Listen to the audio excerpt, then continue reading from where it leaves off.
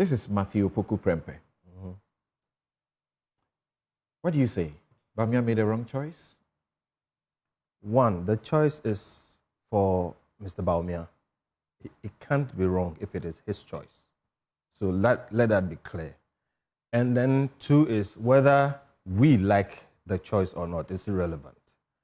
The issue, therefore, should be whether, in the scheme of things, politics is strategy, it is calculation. So it is not about whether even he likes him or not. It is about whether, in the calculation, he made the right choice to achieve his goal. I think he hit it spot on. Everybody can talk. Have you ever come across a choice like this, which people didn't have anything to say about? So everybody can talk, and the irony is that the people who he's campaigning against are the ones trying to advise him. As in, they are saying, oh, this man is not good for you. You should have picked the other person. In other words, if you pick this man, then you are going to lose. So pick the other person so you can win against us. Clearly doesn't, wash. So let those fundamentals be clear. Then you have what is being said everywhere. Napo is arrogant. You know something? I think that's not so much a negative. If you have a person like Napo who has been in the limelight, in the politics of Bantama and MPP, been at the forefront for decades, been in some of the most controversial ministries, education, recently energy, and when he is elevated to the highest political position he's ever occupied, all people have to say about him is that he's arrogant. Maybe you will see the positive I'm talking about. They why? say more, but the arrogance tag That's resonates, the point. which I suppose you agree with me. Oh, no. Yeah. Hold on. Look, in Ghana, arrogance is a term of art. It does not mean what it means in the dictionary. In Ghana, arrogant also means too known. You heard that before? Yep. Those of us who work in think tanks, who do analysis, who talk on radio, we hear that every day. In Ghana, arrogant means you are articulate. You know how to string your thoughts. You know how to make an argument. That's what arrogant means. In Ghana, arrogant means you're assertive. It means you know what you want and you push for it and you insist on it. In Ghana, they'll call you arrogant, they'll call you too low. In Ghana, arrogant means you are analytical. Instead of saying, well, it is this, everybody says it is this, then you are saying, why should it be this? Why can't you consider this and this other option? Immediately you go into analysis, you are too known, you are arrogant. In Ghana, arrogant could even mean you are well organized. Your things are properly put, you are organized, you move steadfastly, you calculate. You are too known. You are arrogant. So in Ghana, arrogance means so many things. Then there's another thing about Ghana. And I'm Ghanaian, I haven't lived anywhere else. In Ghana, we excuse ignorance. Okay? What I mean is, we don't celebrate excellence as much as we excuse ignorance. Look, a lot of our comedy, okay, is built on exhibiting cluelessness. People mistaking things and then we laugh. We are very jocular, okay, about those things. And sometimes it tells you why we are where we are, why we have open drains, and why certain things that should not be are. We tolerate them.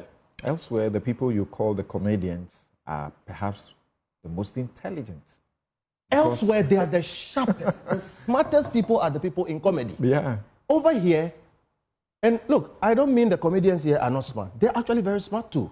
But over here, you realize that even the smart comedians have to dumb down, okay, to exhibiting ignorance. And you know what I'm saying? I'm very being careful not to sound insulting, but I'm making a point that if somebody calls you arrogant in Ghana, don't get too offended. Just check yourself. Just check yourself. So what we need to appreciate is that for a man like Napo, the question should be not what you have against him, but who is your alternative?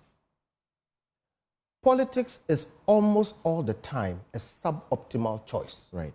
Let me ask a follow-up question on how you have presented very beautifully the issue of arrogance from a certain dimension. And would you say that that attitude of describing a particular people as arrogant is not only with the man on the street, but even with the middle class, even with, call them the people in academia, even lawyers. Every one of us, look, it runs through our society. There's a certain level of intolerance, okay, for analysis and meticulousness. I know because I work in a think tank. People want things quickly. Oh, please, you're book long, you're talking too much. All this thing, let us see what There's is something to say about everything and anything. Oh, look. So we need to face up to some of these things. We really need to face up. We like copying things. Okay? We don't like sitting and analyzing why did they do it, why this, why that, why that. So, and it runs through. Look, a lot of times you see policies put out. You see things, pushed out. And you ask yourself, I always ask, where is the policy brief on this? In other places, the ideas start, people write papers, they are compressed, somebody edits them, and then it goes into another place where they draw out a policy brief. They give pros and cons. They do analysis, financial analysis, impact analysis, before things are put out. So when you see something being put out, it's been processed over time. Over here, boom, and we are gone.